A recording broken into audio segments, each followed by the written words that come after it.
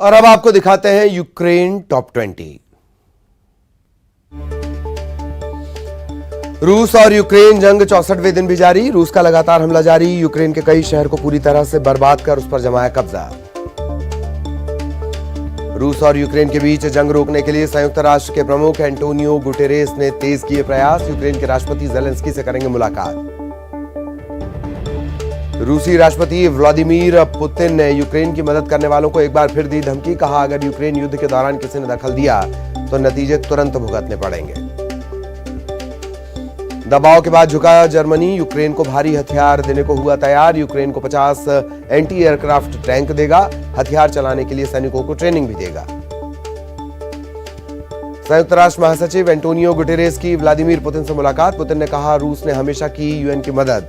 यूक्रेनी सेना की तुलना आईसिस से की। यूक्रेन ने रूस पर फिर युद्ध अपराध का लगाया आरोप। लुहांस्क में फास्फोरस बम के इस्तेमाल का जारी किया गया वीडियो।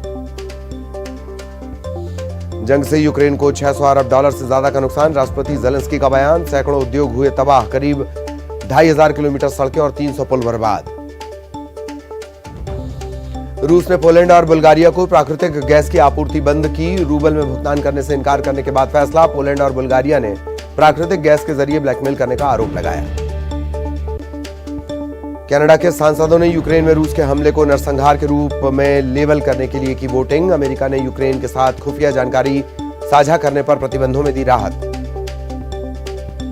रूसी राष्ट्रपति पुतिन ने इशारों में पश्चिमी देशों को दी परमाणु हमले की धमकी। इंटरकॉन्टिनेंटल बैलिस्टिक मिसाइल सरमट की तरफ था इशारा। रूसी सांसदों को संबोधित करते हुए पुतिन ने कहा, जो धमकी देगा उसे बिजली की तेजी और घातक तरीके से जवाब देंगे। युद्ध में मासूमों का खून बहाकर नहीं निकाला जा सकता कोई समाधान। यूएन में बोला भारत। डिप्लोमेसी और बातचीत के जरिए हल निकालने पर फिर जोर।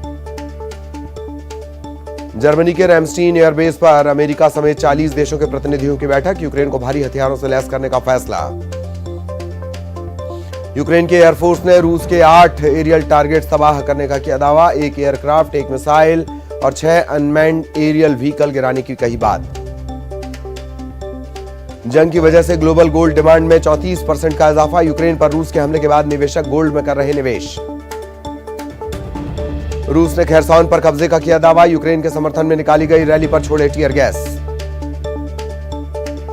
जंग की शुरुआत के पहले 2 महीनों में जर्मनी था रूसी एनर्जी ऊर्जा का सबसे बड़ा खरीदार। इंडिपेंडेंट रिसर्च ग्रुप की रिपोर्ट। जर्मनी ने फॉसिल फ्यूल के लिए दी 9.1 बिलियन यूरो दिए।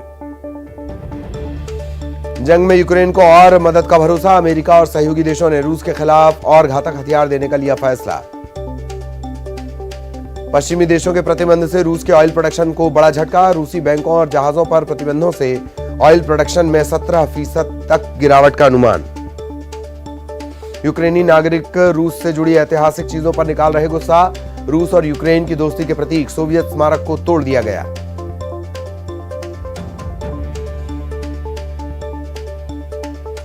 रूसी अरबपतियों की संपत्ति जब्त कर यूक्रेन को सहायता भेजने की यूएस प्रेसिडेंट से अपील। अमेरिका की संसद में भारी बहुमत से विधेयक पारित। गैर बाध्यकारी है ये कानून।